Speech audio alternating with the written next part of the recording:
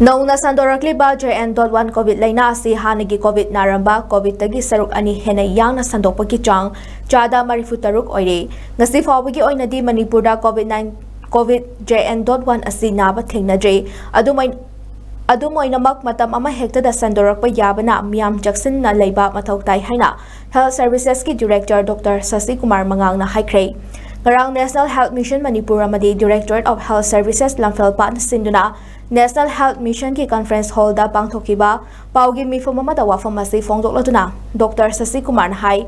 malem gi tongan ba mafam singda COVID laina paktakna na sandorakpa leire nongna COVID laina sandorakpa si hanagi variant adu oide JN.1 COVID-19 asi hanagi COVID variant tagi saruk ani hena yang na sandokpa ngamba oire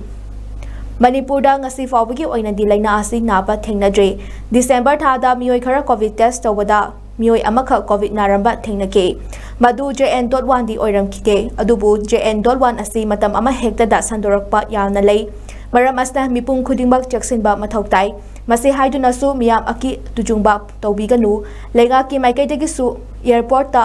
medical team thamba district ki surveillance amadi CMO singda yengsinna bakhangan ba yauna paikhat payaba thabakya paikhat pa haure haike vaccine kapkhrabasing laina asigi ngakthokpa ngami adubu sukna naroi habadi nate karigumba narabasu vaccine kapkhrabadi sathina naba ngamloi JN.1 COVID narabasu mioi chani gi manungda mioi ama ani khaktamak doctor mathau taba yai masagi anaba laitragadi yamna kanna naroi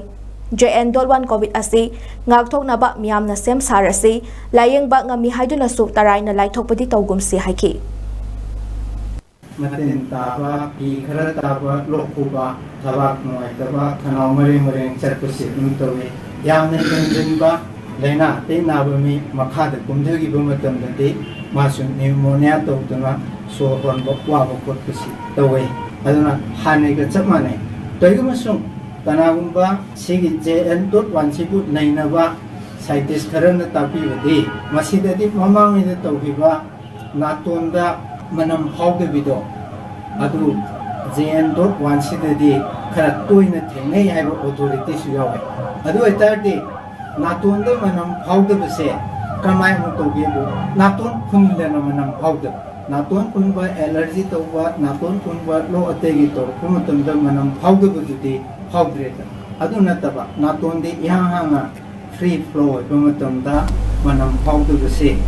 masi tawi hai masi hawde google wenana mahau khangbuda khaji mahau thaiba haido adu ko tawi hai adu makku masi yamna establish tawba research housing de thorokoti nati